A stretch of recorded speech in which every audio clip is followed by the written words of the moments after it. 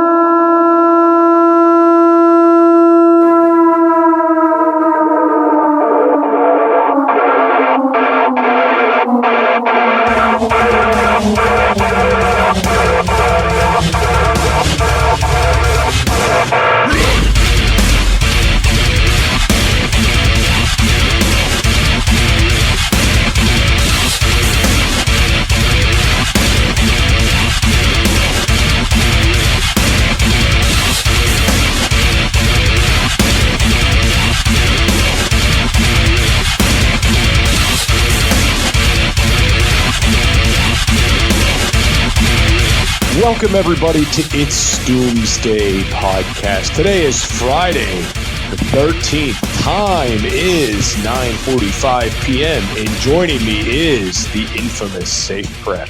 Infamous for sure. Infamous for sure, dude. So how are you, buddy? I'm good, man. How are you?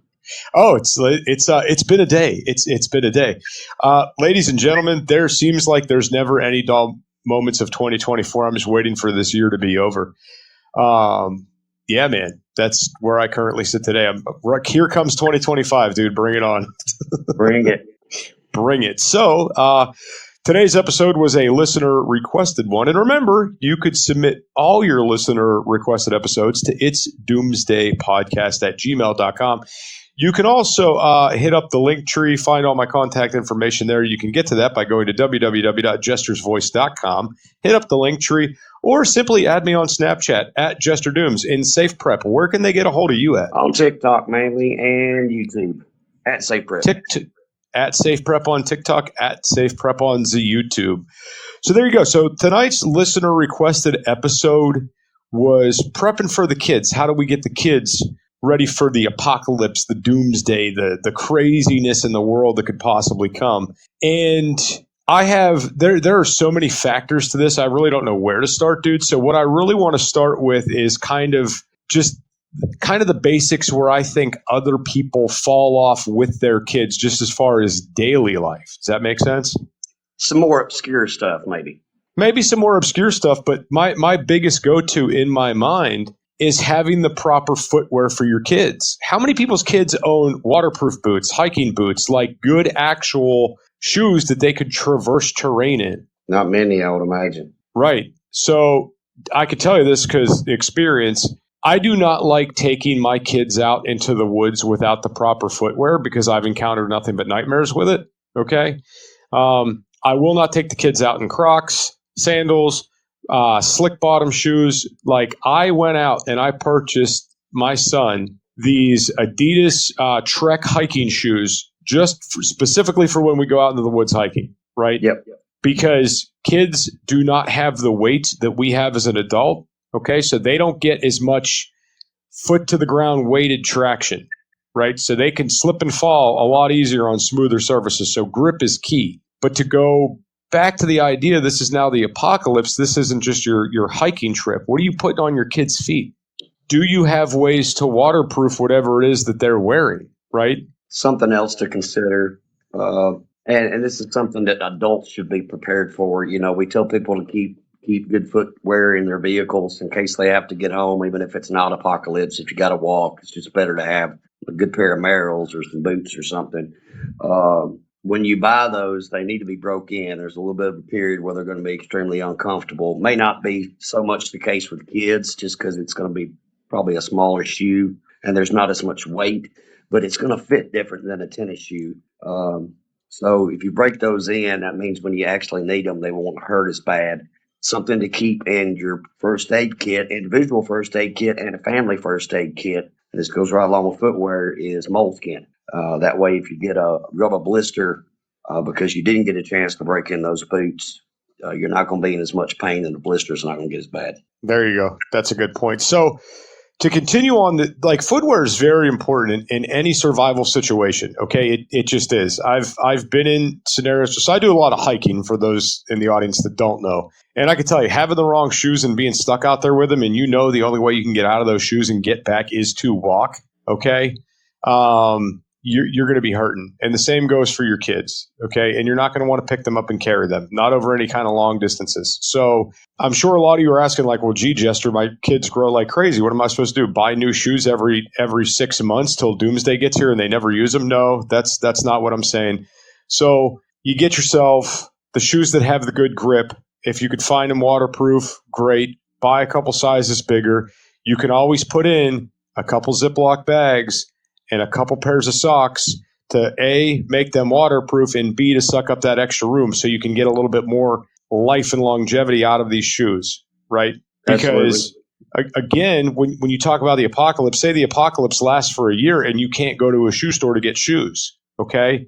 They might grow into that size that's one or two sizes bigger in that time span. So I know I'm pretty headstrong about the footwear, and I want to segue this into clothing in general. The idea specifically of protecting your children from the elements, insulated layers, and waterproof clothing, frog togs, okay, things of this nature to have for your kids. Togs. Yeah, frog togs, rock and roll. I'm sure you have some, right? You know how good they are. Yeah. Right. So my middle son, I have frog togs for. The littlest one, I have garbage bags that I could turn into ponchos in the event that we need it. Okay, so thinking outside the box for some of these things is really good. And then another thing I want to throw into this, as far as just to go into gear a little bit, is, guys, kids' backpacks are cheap, okay? And kids are going to whine and moan and complain if they're carrying a pack full of stuff that they don't want to carry, okay? So you go out, you get yourself a couple cheap little hiking kids' backpacks at Walmart or wherever it is that you shop. Load these things down with some basic essentials they will need for survival, like their own underwear, their own socks, their own extra T-shirts or pants or whatever. You wrap it up, you make a roll, you put it in there. But then allow them to put some of the things that they want into this bag too. I know if it's the apocalypse and you're leaving your house, you're not thinking about bringing, this toy or that toy, but your kids are. And they want a possession. They want something to take with them. So allow them to throw. We call it a comfort item. Right. There you go. Comfort items. Allow them to bring something with them in order to help the moral aspect of this, right? And they're almost immediately, if you give them the choice, they're going to want to bring something electronic. And that's great depending on the disaster, if you've got some way to power those things. But if you're planning for the apocalypse or SHTF, it needs to be something like a stuffed animal, a picture of a pet, just something that's sentimental to them, that's easy to carry. And here's the other thing is, if you can get away with it, if it's not something they use every day, have that packed already in a bag, have their third or fourth favorite animal in that bag ready to go. Because I'm telling you, if you have to evacuate, if you had to bug out and they had to be quick, that's probably something you're going to forget. And it's an important item for kids, so we can give them a little bit of respite from the trauma that they'll be experiencing during that disaster. So have it in a bag, have it ready to go. That way you ain't got to think of one more thing to grab. Exactly. So that kind of reminds me, it's going to push us into a little bit of a separate direction for a second, but you made me think of this. Having items in there that are educational that keep the kids involved. And what I mean by this is knot tying guides, field guides, right? Mushroom identification guides, star identification guides, having these little pamphlets. A lot of times you can pick these up at Tractor Supply, and other little bookstores will have sections with these where it's kind of Tractor Supply library, man. Oh yeah, hell yeah, dude. I think I own a majority of the books and guides that they sell there. I think I have almost all same of here. them. But no, so these little educational things to put in there, one, they provide entertainment just for them to look at and read through and look at the pictures of the mushrooms or the birds or whatever. But then you can take time and apply that to the environment that you're in, especially if you're like in some good wilderness. We're not talking an urban setting, but in a good wilderness setting. Those are going to keep the kids engaged in the situation. That's going to help monitor what they're doing. And by all means, if you got to go foraging and you've got a second set of eyes looking at different things with that guide saying, hey, Dad, I think that mushroom looks like this one in the book. And we can identify real quick if that's an edible, fantastic. Same goes with other plant life, right? So this is one of those things you can throw in their bag. Like, here, buddy, I'm going to give you the edible plant life guide, and I'm going to give you the nighttime star guide. And you look at these, and then we'll try to find those stars later. But if you see any of those plants while we're hiking, let me know. We're going to pick some up. Another thing you can do. I'll tell you what, kids are going to be bored after the apocalypse or after SHTF and after a disaster, just like they get bored now. And there's no quicker way to get a kid on board than to give them a job to do. Oh, exactly. So, as long as it's a safe job and they're being monitored and everything, those books are great to teach them actual, skills that can help you and your family. So if I remember correctly, you told me we had a few specific questions via the It's Doomsday Podcast email. What's that email, Jester? The email is itsdoomsdaypodcast@gmail.com. And I've actually had this question asked a few times on my TikTok, and it's not really a question that's easily answered on that platform, but it is here. And it goes to a more, I don't even want to say preppery kind of place, like a worst case scenario kind of thing, specifically something like the Civil War or where OPSEC and being quiet was a big deal. If we have younger children, how do we keep those younger children quiet when being quiet is important to keep us from being discovered? And a little bit of research on that. But I won't go into too much detail. I'll give you a few ideas, though. There are a ton of games that you can find online. All you got to do is search be quiet games or silence games for kids. And you can pick a game that you think that will be engaging for your kids. One of them that they had is just like this silent ball game where you put the kids in a circle and they just toss a ball to one more person in the group and they just remain quiet. With games like that, it's going to need to be something probably that they've played once or twice prior to the apocalypse. The other thing is building some sort of sound deafening room or some kind of sound deafening device. So I guess for visualization, think of an igloo cooler with two head holes popped into the lid of it and the kid's head's up inside. Anything that would dampen kids making noise, kids crying, those types of things. And you can insulate rooms with lots of different materials. So you just have to be creative doing that. And I'll also say this. I was actually surprised. I was looking back. I was like, I was doing my research and I was like, how did people keep their kids quiet during the Civil War? And I think kids back then and kids today are a little different. We have kind of prolonged the adolescence of kids in our generation now. And there were like 300 kids on the Union side that actually were under 14 years old and fought in the war. So I think there was a maturity level then that there is not now. I think they might have realized being quiet was an important skill that could keep them alive. And that's something our kids today are not going to have. So check out those games, practice those games now if that's a concern of yours. And think as far as when you fortify your castle, when you're doing your security plan, put yourself in a situation where if you think you were going to have to keep your kids quiet and your kids weren't being quiet, they were scared or screaming or anything like that, what could you do to lessen that noise to somebody that might be an adversary? What do you got to add on that one? That's a deep topic right there. Okay, yeah. So I do have a good segue off of that. And here it is. So one of my big things I do is I try to make the apocalypse stuff kind of fun.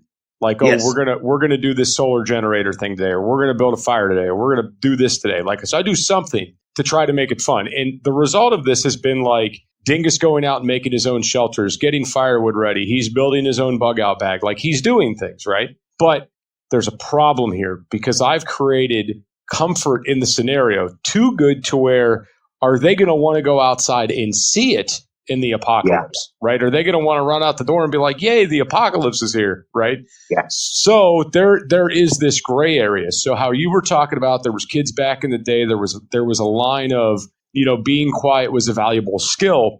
I think that this could be something that could be employed now.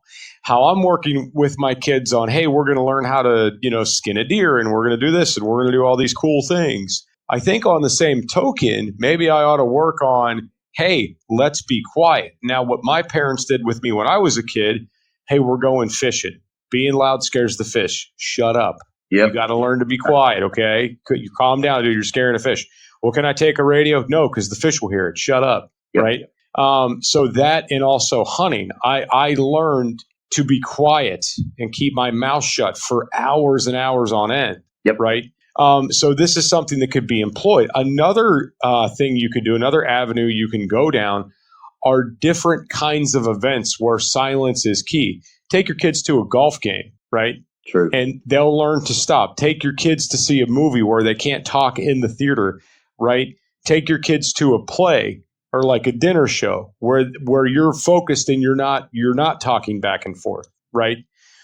These things are entertainment for the kids, but also it's teaching them that, hey, you got to pay attention, focus on what's going on, and be quiet while it's time to be quiet. Well, right? we do our best to get our kids involved and teach them skills that will help them, whether it's apocalypse or not. And we try to do that through making it fun, through teaching them skills that they enjoy doing so they can shine and they can find their talents and abilities without going into it with the younger kids on why we think the way we think, the political part of it, the socioeconomic parts of it, because we need to let our kids be kids. But I think a common thread with the things you were saying and what I was saying, especially with the games, is that you need to incorporate this somehow into your life and their childhood or adolescence now, so they've been exposed to it. Because I think if you don't have a conversation or your kids don't have any kind of experience with being quiet when it's important, then you get to the apocalypse and you sit them down and be like, hey, listen, it's really important and you're quiet. These people are trying to hurt us. You're not going to fix it with a single conversation at the beginning of an apocalypse and get them to understand it if they don't have some experience behind it with a good memory attached to it. Right, exactly. So I could sit here and start running through all these skills in my head that I think are very valuable for kids to have in an apocalyptic setting. But I don't want to do that. But how Safe Prep just mentioned, the idea of trying to teach the kids, get them involved and show them different things. There's so many different little prepper aspects that just go into daily life. And, how you were talking about, be quiet because there's people out here. These people aim to hurt us. Right. Yeah. So we have the exact opposite in real life day to day. Like, this is a stranger. You need to make as much noise as you possibly can, yep. To let people know that you're in danger. Well, it's quite the opposite with this. Right. Mm-hmm. And that's something I even draw a blank of. How do you separate the two? Where do you draw the line? What do you think about that? I don't know, man. There's so much that we have to prepare these kids for that did not exist when you and I were children. Right. And nobody gave us a book on it. We're just doing our best. But you think back at how many times our kids have surprised us or made us proud, and those moments where we've realized they can say more than they're saying, they know more than they're showing us. Those types of things. And I think if we're honestly as parents trying to teach them these lessons in a good-hearted way with good memories attached to it, not out of fear, that they're going to take those lessons, at least the ones that we think are important, and run with them and make us proud. No, I agree 100%. And, it's, again, you go back to the life lessons. I spent my childhood growing up in a house that was, semi off grid, where we had a well and wood burning heat and all these things. My kids don't have to split firewood and do this kind of stuff currently, right? Yeah. And it's like those skills that I learned will help me in the apocalypse, and they're not privy to that. And then you get some of these kids that are not getting the outside time, and they're living their lives through social media and the technology. These are the kids that are going to suffer the most, right? Well, and that goes into an entirely another awesome conversation, which I know you've had on your shows before and that you're very passionate about and a lot of experience with, and that's homeschooling and how that can benefit our kids after something big happens. And maybe that's a topic we need to explore some more in the future. Oh, yeah, absolutely. I think that would be a really good one to explore. But what I was trying to get at with the technology thing is get your kids, just get them outside. start getting the kids involved in nature now. Show them. There's people I know that are terrified to be in the woods, that will not swim in a creek, that will not swim in a lake or a pond. Like, they won't do it because they weren't raised that way. They were very sheltered. Get the kids outside now. Show them nature is an awesome place and not a scary place. We, of course, we've done camping, we've done RVing, and both my kids have been in scouts along with myself and my wife. So our youngest is in now, but several weeks ago, we went out to my neighbor's property that's pretty close to the house. It's where I get to go camp and chill and hang out, do some survival videos. And my oldest, G1, went with us. And man, as soon as we got there, he took the hatchet and the knife and was putting everything on his belt and took off and was chopping down trees and sawing stuff and getting firewood for the fire that night. And he was the one that got to use the ferro rod and the magnesium to start the fire, and just on fire for just being out there and playing, because that's what it is to them. And it's those moments that make you proud when you've exposed your kid to that part of preparedness and given them some skills that they'd be able to use and assist us with post-apocalypse. Right. And, I was just thinking to myself as you're running through this, like, wow, what a proud parent moment. Yeah, that is really kick-ass, man. I'm totally here for it. Yeah. And again, to go back, like, Dingus is the same way. When we go out and we're doing things, he's the first one to want to start doing stuff and get the fire going. And, he's all about it. And it's almost like now it's kind of to the point where, are you interested in helping, or do you just want to be a firebug and I have to dial it back a little bit? You know what I mean? Like, we're just going to look at the fire. We're not going to feed the fire. We're just going to look at the fire tonight. But no, that's awesome. And there's other things that can be incorporated. I mean, having your own property or your own access to property goes a long way. Like, if you could do the hunting and the trapping with your kids, that's a really big deal. You get the kids out fishing, that's another big deal. Anything in the realm of outdoors, I mean, is tremendous for this. You know what I'm saying? And here's the cool thing. And, not everybody has the same opportunities, not everybody has the same financial means. And it honestly takes a lot of work to have the right equipment, get out there and know what you're doing, and actually have a comfortable night, overnight camping. But you can put in all that work, time and effort, and even money purchasing gear, and spend quality time with your family. And the apocalypse never, ever happen, and you never need any of those skills to survive, and it will have been worth it simply because you spent that time with your family. So think of camping, think of preparedness and teaching your kids skills as just an investment in your kid's life and an excuse, if anything else, just to spend time with them. Oh, absolutely. And then I wanted to reference something you mentioned earlier, was the idea of giving the kids a job, giving the kids a task, right? Mm-hmm. So, you could divvy up jobs for the kids now, very simplistic things that could help you out in the event of shit does hit the fan. And it could be simple, inventory of items. Once a month, we're going to break down the backpacks and repack them and make sure everything's there, right? Yeah. Give them a job that they can be in charge of that's kind of a repetitive thing that they're interested in. And whether that's, hey, we got to go through the batteries this month and check dates, whether we got to go through this bag and make sure everything's there. Find little things to work with them with. And this may sound crazy, but when the shit hits the fan at the end of the day and you say, hey, man, can you go grab me the water filtration tablets? Well, guess what? Now they know right where to go for them. Yep.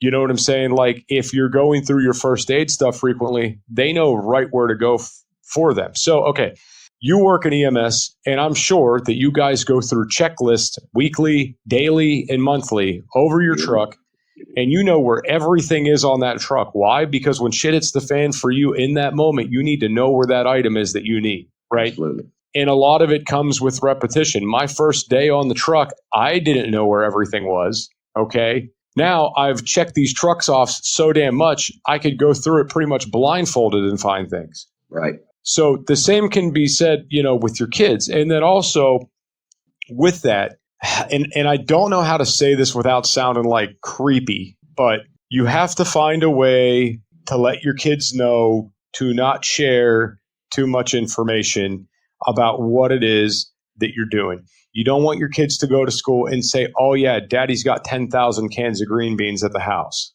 You don't want that. You don't want that to be a thing. Okay. So with me, my kids, I choose the level of involvement for certain things. My kids know that we got survival food out the wazoo. They know that we do. But I don't ever sit here and be like, oh yeah, dude, we have enough survival food to survive, 5 years, 10 years. I don't say that because that's the wrong information for them to take. So my tactic is they know where it is. They know we have it. They don't know the amount. I just keep telling them we don't have enough. Kids, they're going to pick up on any obscure thing you don't even remember saying. Right. And immediately go repeat it. And that's like what that's why I do the whole we've got survival food. Like if they're like, well, how are we going to eat? Well, dude, we got plenty of survival food. We'll be fine. Like, well, how much do we have? Well, not enough. So if it ever does come up in conversation like, hey, is your daddy a prepper? You guys got survival food at home? Well, he's got some, but not enough. Yeah. So, so I'm not an extremist. Cool. All right. Then, moving on. Well, that makes me curious. I'm going to have to talk to Grayson and actually see how much he knows and get him to describe it. And maybe now I'm a little worried. Right. Yeah. So, I mean, but see, these are the things that the average person doesn't really think to pick their own brain about. Like what information are the kids taking out of what we're doing here at the home and how much are they sharing with the world? Because information that might be sensitive to me and you might not be so sensitive to the kids. So like the kids know we have guns and ammo. They don't really know what we have. They know we have a 22 we take out shooting. Okay. They don't know how much ammo is there for that 22. I don't share that information because for me, I feel that my 22 LR, I feel is like it's going to be what I go grocery shopping with. So I want a good bit of ammo with that. Do I feel like I have excessive amounts of ammo? No, because it's 22. It's cheap, right? Do I feel like I have enough to survive the apocalypse? Probably. We'll probably be okay. But again, that's something it's going to be. I go pop a squirrel every other day when we're starting to run low on food. You know what I mean? Mrs. Secret's going to a gun show tomorrow by herself. So, we might be in trouble. I don't know if that's a good thing or a bad thing. I've told her everything I want, so it may just be doing a bunch of video conferencing. Yeah, there you go. That could be fun. Anyway, so kind of some of the last and final things I'll leave with is, okay, and this is like one of the biggest things I was saving for the very end of the show. It is not impossible for a child to save a life, okay? So the idea of teaching your kids proper life-saving tactics now as children is fantastic. Teaching them how to stop a bleed, absolutely fantastic, because they might need to put a tourniquet on you, okay? They might need to dress a traumatic wound that you have. And if you're not, so say that you have a slip and fall and you knock yourself out and you got a head bleed. Gee, don't you wish those kids knew how to do wound care at that moment while you're knocked out? Yep. I mean, or any kind of injury in any capacity, having them understand how to stop a bleed is, in my opinion, huge. Okay. And not even just for you. If you get separated from the kids and they suffer an injury, they might need to do some wound care on themselves so they can make it back from where they're at while you and the kids are separated. Because I mean, it is the apocalypse. But like, let's be honest here. A lot of people are separated from their kids for at least 40 hours a week. You're about to be with them 24/7. You might tell the 12-year-old, hey, dude, go gather some firewood. I've had enough of you. Go get some firewood. Don't come back till you have all that you can carry. Okay. Yep. And he might simply slip and fall and have a stick poking through his leg. It's that simple, or that quickly these things happen. And the ability of, him not being able to scream for help or yell or call you on a cell phone saying, hey, I'm in trouble. The idea that he could work on himself and get back to the house or back to wherever, that is key. So don't forget to start working with these kids now. I send my one son to EMS safety camp every year. And then we also have conversations about these things at the house.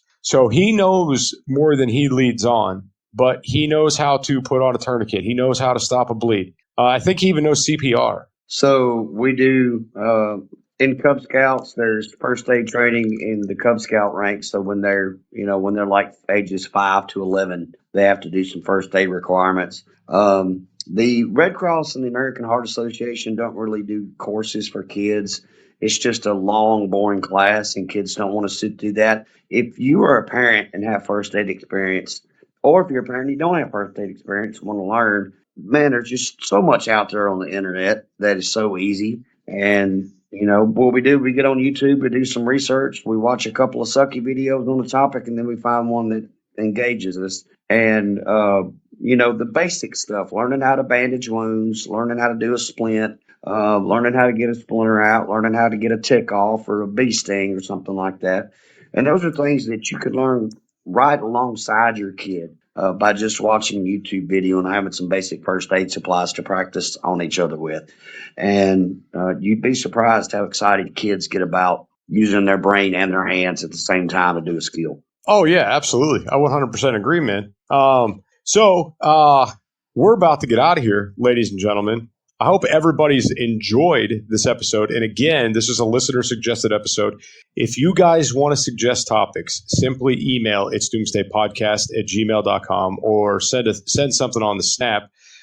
Safe Prep, you got anything else before we're out of here? Is this our last episode before Christmas, or? No, it should not be. We should have one more in there. All right. Well, we won't wish you a Merry Christmas yet. We won't wish you a Merry Christmas yet. Actually, yeah, we got one more coming before Christmas. Right. And then we'll wish you a Merry Christmas on the next one. Ladies and gentlemen, that's it for myself and Safe Prep. I want to thank you guys for listening. Safe Prep, take us out of here. You got something good? Absolutely not. Y'all have a good week.